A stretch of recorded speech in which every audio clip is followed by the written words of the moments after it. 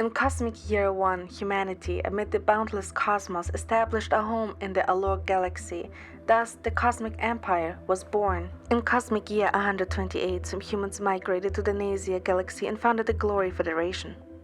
Two forces stood in opposition for hundreds of years. Meanwhile, the Chaosis Galaxy gradually rose to prominence during this era. Under external threats, the Sanctite Court, bound by an ancient faith, also saw its authority in the Empire grow with each passing day. And so, in the Cosmic Year 649, a new power struggle began to unfold under the reign of the Empire Empress.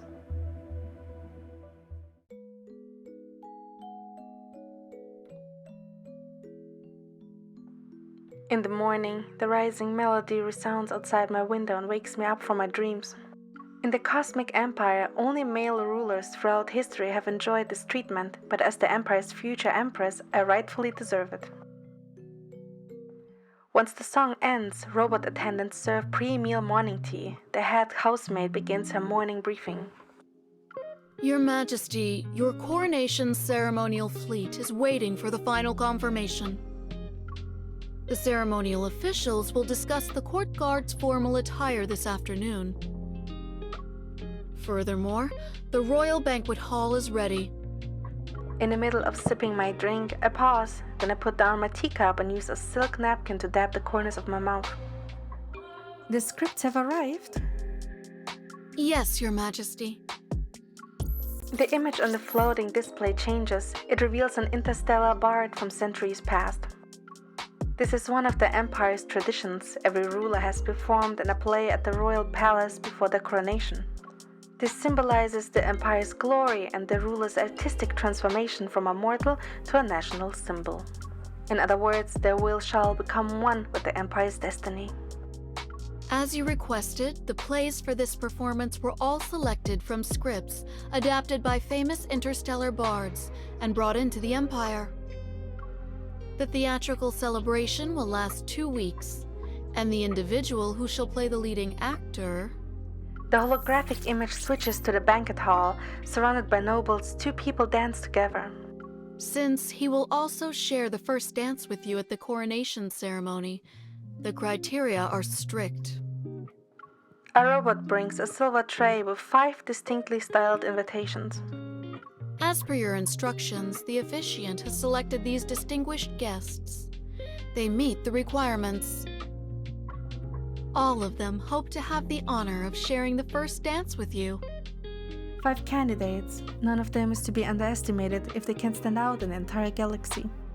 After all, this dance represents not only the Empress's favor, but also a binding of power.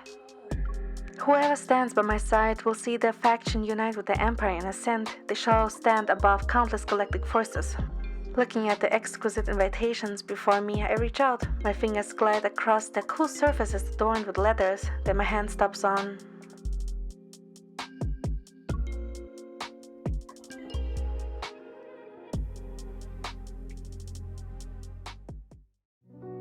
In the Cosmic Year 649, the Empire's Empress is about to be crowned. The entire palace is bustling as it prepares for the coronation ceremony. As for my fiancé, the one the entire nation eagerly awaits to see, he's just arrived. He will be the leading actor for the play. He arrived 2 days early. How are the preparations for the welcome banquet coming along? The banquet is ready to begin at any time, Your Majesty. I nod and step into the reception hall. By the window, Sylus is gently toying with a lone bloom. Its petals curl and unfurl at his fingertips. The lone bloom might look beautiful, but it's very temperamental. Provoke it too much and it will bite. Hearing my voice, Sylus looks up with composed ease.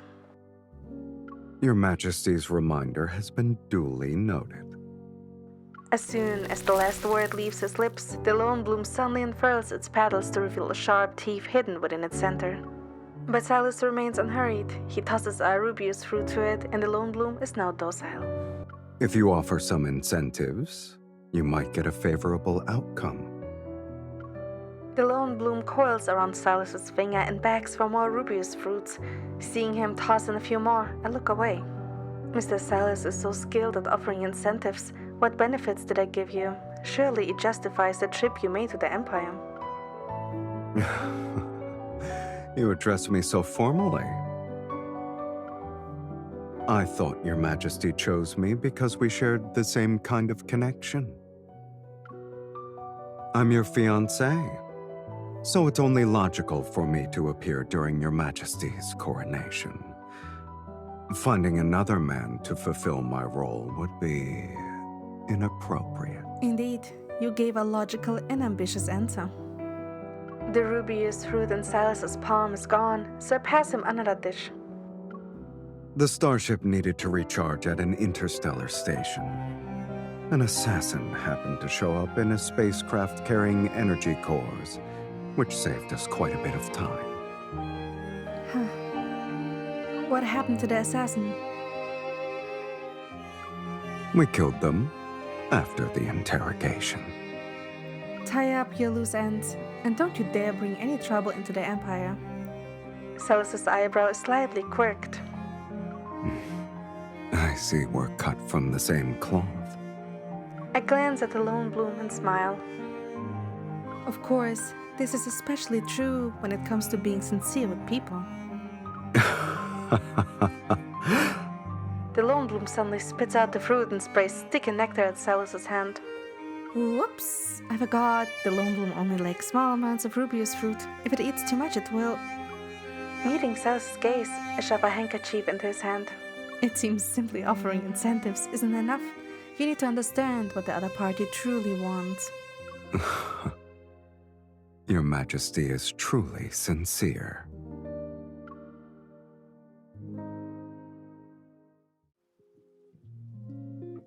According to the Empire's traditions, I must perform in a play before my coronation. It's part of the ceremonial festivities. After the banquet, Sylus and I head to the Grand Theater to rehearse the Key of Ruin. The story begins with a deal. When all of the main characters' desires are satisfied, the devil will own her soul. But her desire runs deep as a bottomless chasm. Even though the devil grants her eternal youth, wealth, and power, and even transforms into a handsome man to seduce her, nothing can fill that void. In the end, even the messenger of desire is defeated by its most devout believer.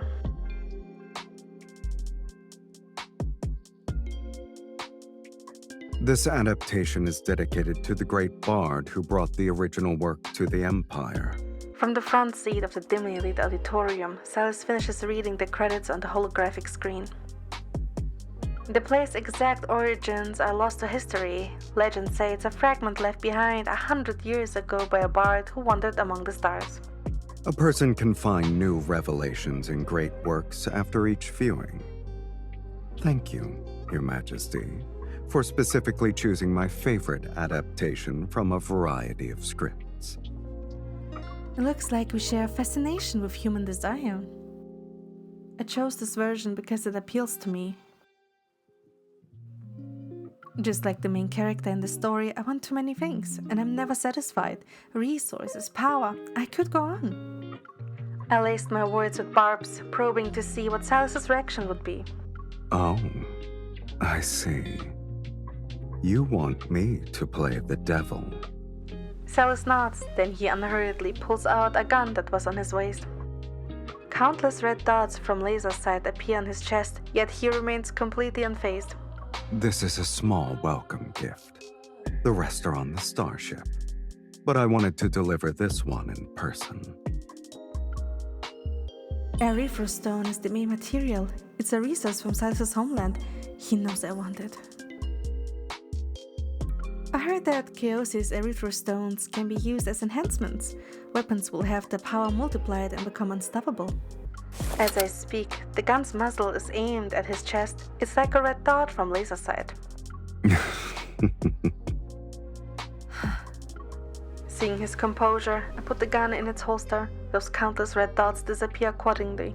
Chaos's sovereign has a good eye. I like this gift.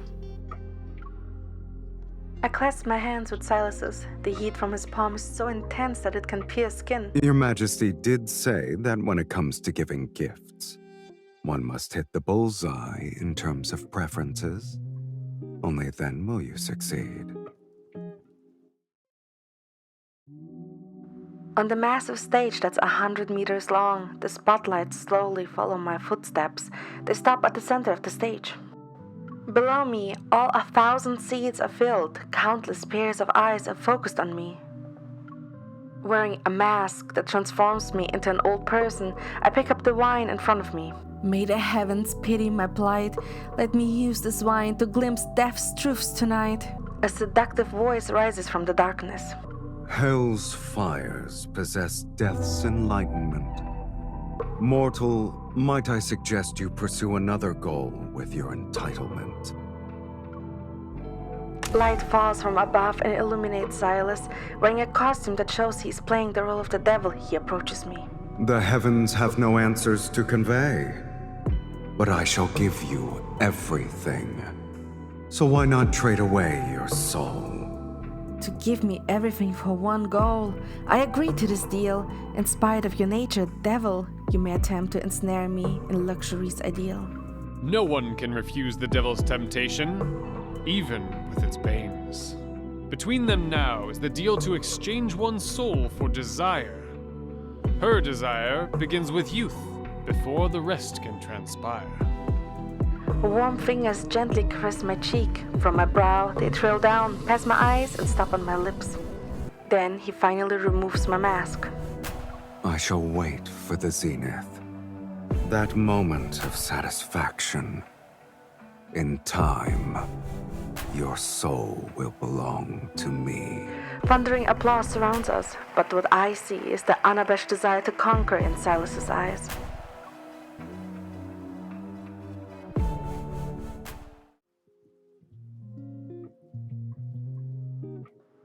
The curtains fall, and I change out of my elaborate costume before returning to the dressing room. Sylus is leaning against the makeup table. He's holding the newspaper I didn't finish reading since we had to go on stage. Chaosi's sovereign traveled day and night without taking a break. It was just so he could see his beloved empress sooner. Although they're bound via an arranged marriage, their sincerity is touching.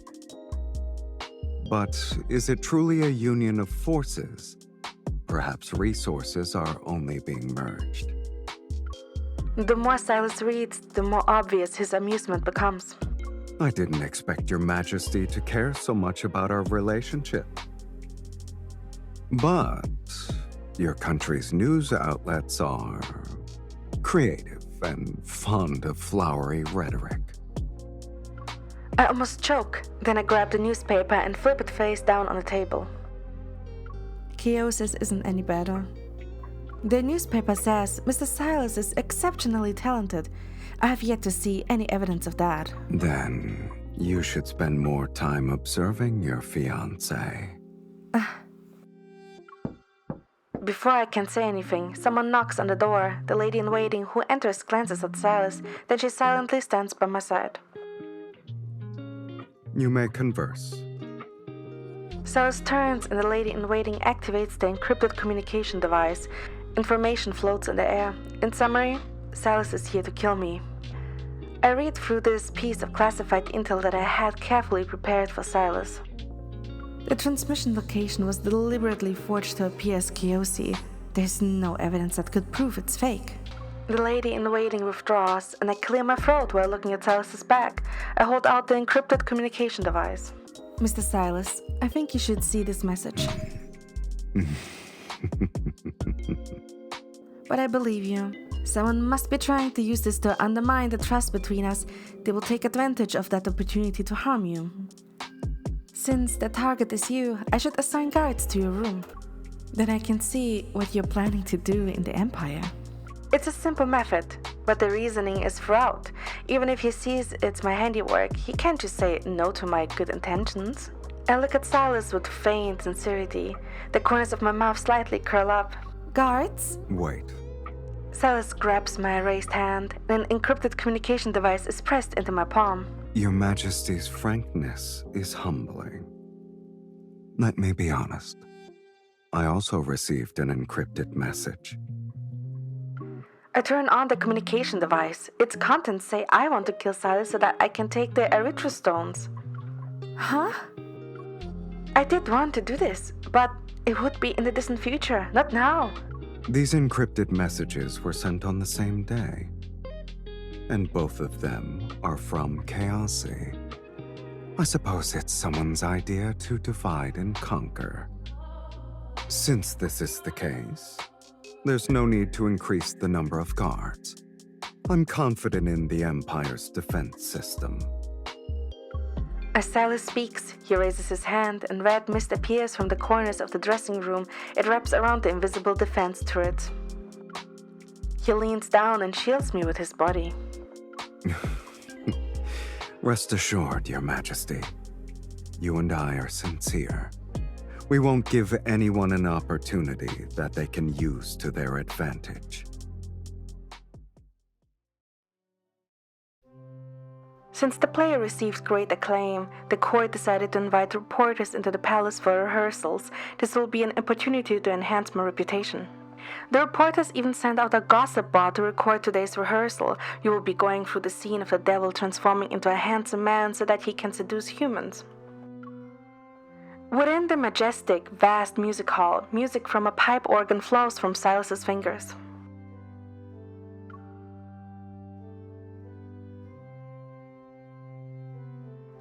As the piece ends, he rises and bows, then he gently kisses the back of my hand. My dearest, beautiful lady, it is an honor to play this piece for you. Tomorrow night, delights will ensue. So please allow me to invite you to one dance. I can't wait to see you again, which isn't happenstance. That music was beautiful, sir. My heart is moved, and I'm compelled to accept an invitation from a connoisseur. Sylus looks up, his gaze carrying a boldness that doesn't match his lines in the script. Stop! The rehearsal is over. It was perfect. We need that kind of graceful bearing. The director excitedly heaps up praise. When he leaves, I withdraw my hand from Sylus's palm. Too bad he couldn't see the look in your eyes that went beyond acting. Chaosy could never produce a refined, elegant gentleman. Besides, As he speaks, Sylus waves the script. it says here that you're supposed to fall in love with me. I didn't sense any romantic feelings from you either. Your Majesty, fooling the audience is enough. There's no need to exhaust ourselves trying to fool each other. Recording complete. Her Majesty and Chaosy's sovereign share a deep spiritual connection. They're smitten with each other. After the rehearsal ended, they couldn't bear to part. Your country's reporters always have that same old style. Guards, please. Before I can continue, a massive red mist has already enveloped the gossip bot. It shoves it out of the music hall. I barely exerted myself. You're welcome.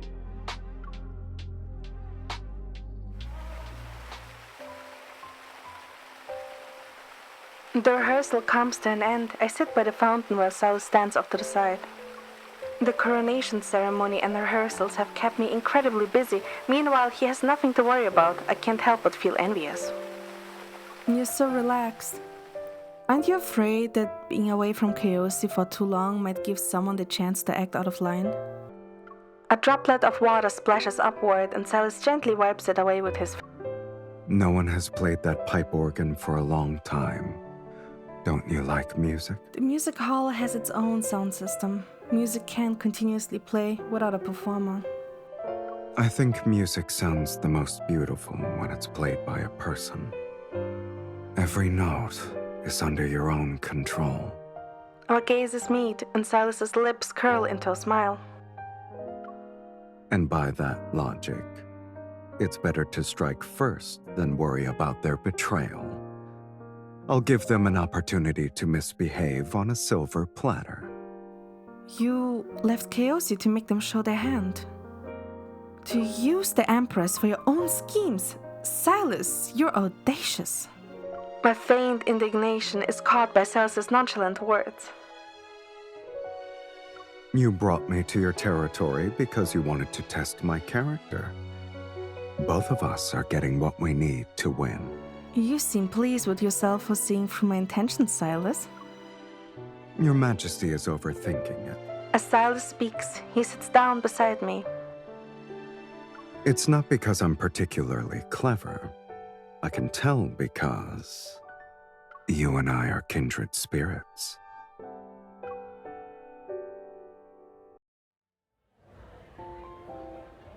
During a short break in the theatrical proceedings, the quinquennial interstellar weapons exhibition is held. As a distinguished guest of the Empire and my fiancé, Sylus accompanies me. Lightweight and portable, the RX-216 pistol is crafted from a rare oak gold alloy.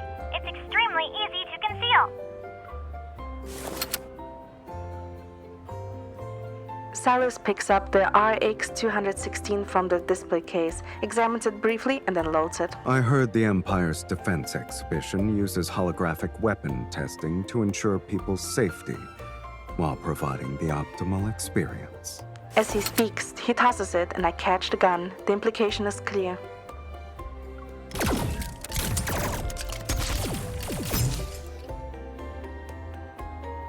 In the end, Sylus and I tie even with the targets on the holographic screen still jumping and moving.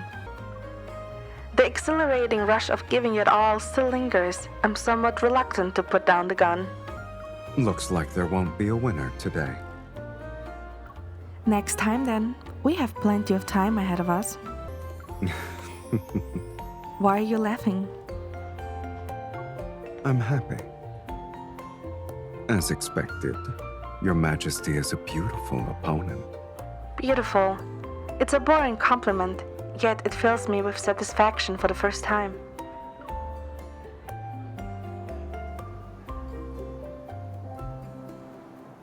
After the exhibition ends, I dismiss the others and find myself alone with Sylus on the observation deck. I take in the view. Sylus, what do you think? Given the Empire's current weapons, how can we continue to innovate? Sylus leans against the railing and the wind tousles his hair. Erythra stone. Unfortunately, this resource is very difficult to control. It doesn't only belong to me, it belongs to all of Chaosy. Then what would happen if I kept you here?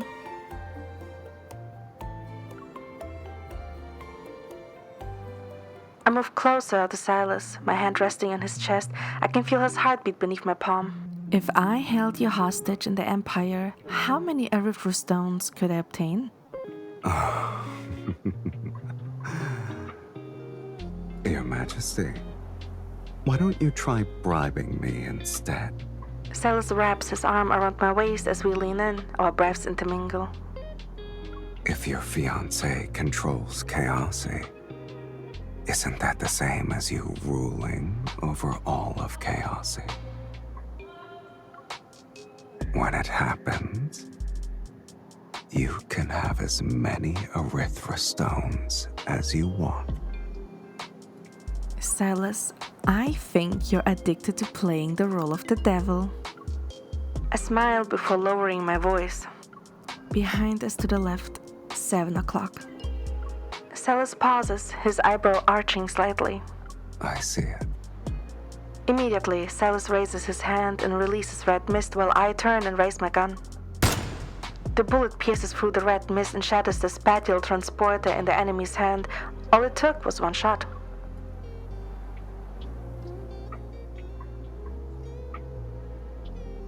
After ordering someone to take the 2 spies away, Sylus hands me a small energy supplement bottle. You knew what I was going to do, so you've been playing along this whole time. You were waiting for the traitor to make the move, and I was waiting for the accomplice who let them infiltrate the palace. I drink the energy supplement in one gulp before letting out a sigh of relief. We work well together. Too bad. Too bad I'm from Chaosy. I look at Sylus and meet his amused gaze. Forget it. Given our personalities, we are destined to be opponents. It doesn't matter who you are. I shrug and give him the RX 216 I was holding. A return gift. Today's fight was satisfying. Sylus takes the gun and runs his fingers along the barrel. Lotrais. What? It's a phrase in the Chaosian language. In the Imperial tongue, it's Lotrais. It means captivating arch-nemesis.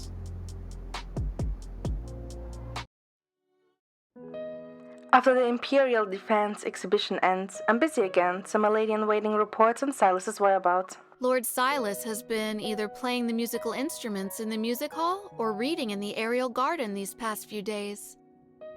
Sometimes he goes fishing in the rear garden, and no one dares to stop him.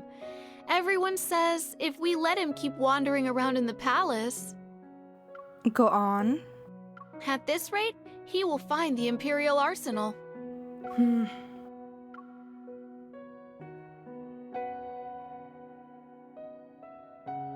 That night, the steps of the boundless stairway stretch up toward the night sky's clouds. I discover Sylus is halfway up the staircase.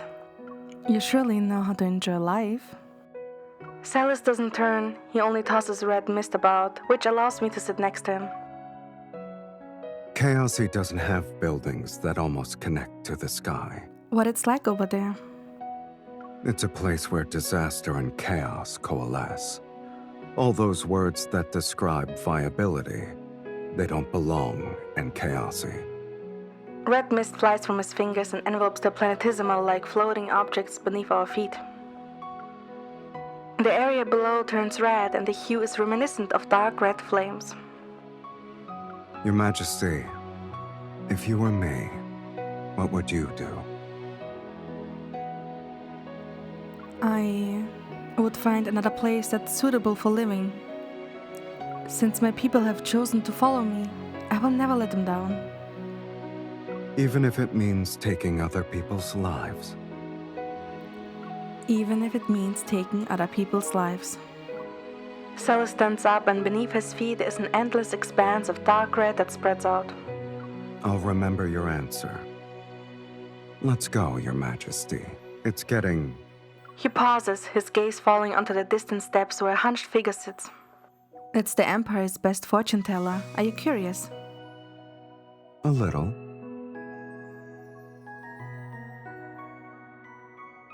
He reaches out to me and pulls me up. He doesn't let go of my hand.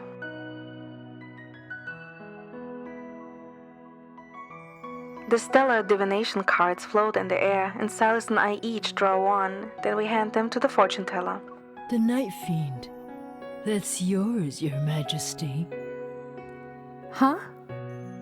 Take a closer look. The person beside me is more like the real Night Fiend, the kind who tempts and devours souls. I believe this is the Empire's best fortune teller. I glare at Sylus, who's gloating. Then I look at the fortune teller. The one beside you is the departed. Please elaborate. Desire is a blade. Termination is rebirth. And emotions are the fate that continues.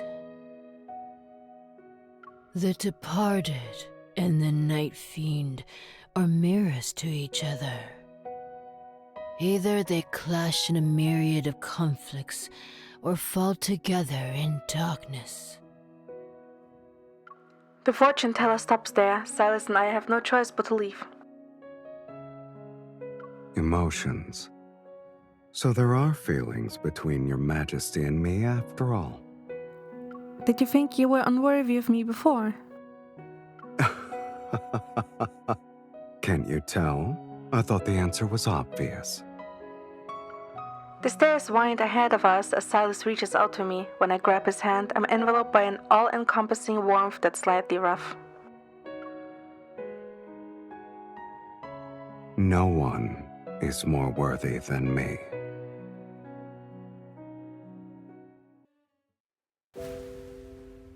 In the same worn set that was used in Act 1, I lie in the bed and wear a mask that makes me look old. 80 years have disappeared, And this person is about to welcome death, who sneers. The mist at my side dissipates and Sylus appears before me. He's wearing his costume. A mask covers his face. He's playing as the devil, who's old. How did he change the script on his own? Since when did the devil age? I grumble inwardly while reciting my lines aloud. Devil, you cannot seize my soul. I shall return to a place you can never reach, where the bells toll. Foolish mortal, you're arrogant when it comes to your greed. You know little of humanity's most evil fruit and its seed. Sylus walks to my bedside. I shakily reach out my hand and he tightly grips it. It's as if we have walked through an entire lifetime together, and now we must part before death. I shall be a witness to your regret. There is no remorse. I can't even say I'm upset. I only feel pity with this last modicum of life force. If you didn't take my heart, I could have obtained pure love. At long last, the devil is met with failure thereof. Death's long requiem resounds. Never-ending desire continues its journey to surpass the world's bounds.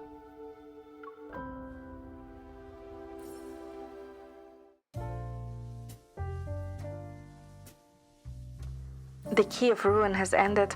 During the evening banquet, I'm arm in arm with Sylus. We quietly talk whenever we take a short break from socializing.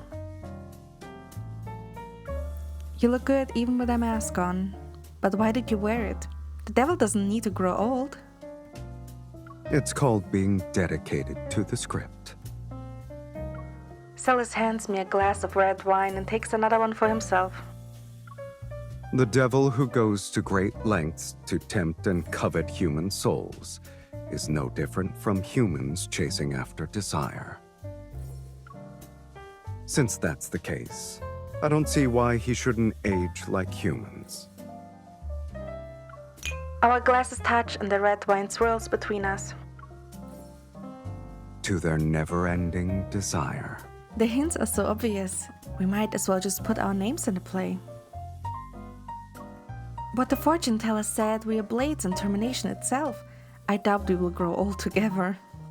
The divination said your majesty is the devil. It seems I need to be careful with my soul. What's so bad about that? At least I can pay you a decent price for your soul. What a philosophical response. Whether it's the devil being careless with humans or humans being unable to resist the devil's temptations, everything remains to be seen. I look forward to the day when the outcome is revealed. I also... Your Majesty, congratulations on the successful conclusion of your play. It was a beautiful tribute to the Empire. Indeed, you two performed so well. Several more nobles step forward, and Sylus and I put on fake smiles until we see them off. How annoying. Sylus lowers his head and helps me tuck a strand of hair behind my ear. How hypocritical. My smile grows brighter as I link arms with Sylus and give him a strong pinch. I think I'm doing great. I'm on par with you, Mr. Sylus. As soon as the words leave my mouth, Sylus's arm is wrapped around my waist. Our bodies are almost pressed against each other. We're well matched.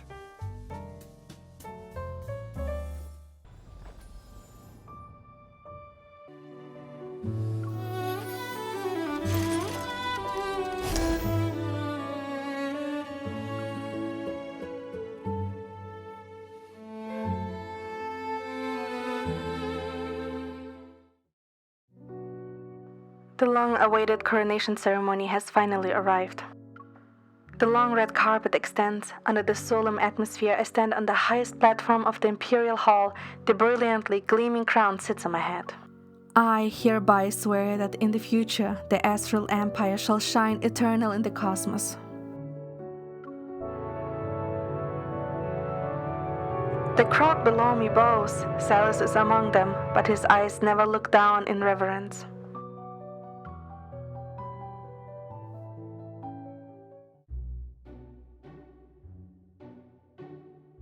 At the ball, my dress spins across the dance floor and interweaves light and shadow with Sylus's formal attire. Your Majesty seems to be in a good mood. Now the entire galaxy knows that Chaos and the Empire will serve as each other's blades. Many planets with rebellious intentions are more compliant now. Sylus turns his wrist and I follow his steps. I glide away before moving closer again, then I'm pulled back into his embrace. I heard you also dealt with several of Chaos's troubles. For the past few days, I've been more curious about your assessment's results. How did I do? The music grows softer, and as we draw close, our warm breaths mingle at the tips of our noses. Intelligent, capable, talented. The resources you have are also impressive. You're a decent fiancé. You didn't mention the word love. It doesn't sound like you're describing your fiancé. It's almost as if you're talking about an enemy. I raise my eyebrow as Sylus' slow chuckle settles between us, our steps moving with considerable rapport. However, I suppose this is the answer I expected. I like it.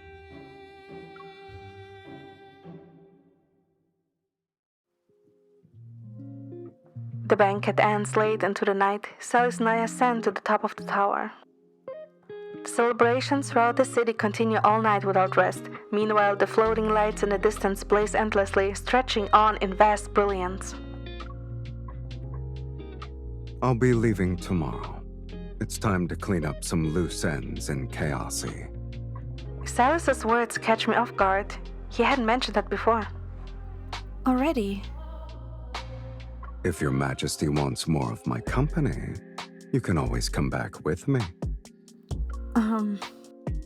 The subtle emotions stirring in my heart are extinguished. I let out a cold laugh. That won't be necessary. I won't see you off. As the night wind blows past us, a jacket still warm with body heat is draped over my shoulders. I'll take you to see my homeland next time. And then use me to do something in your territory? Yes. I scoff and adjust the jacket.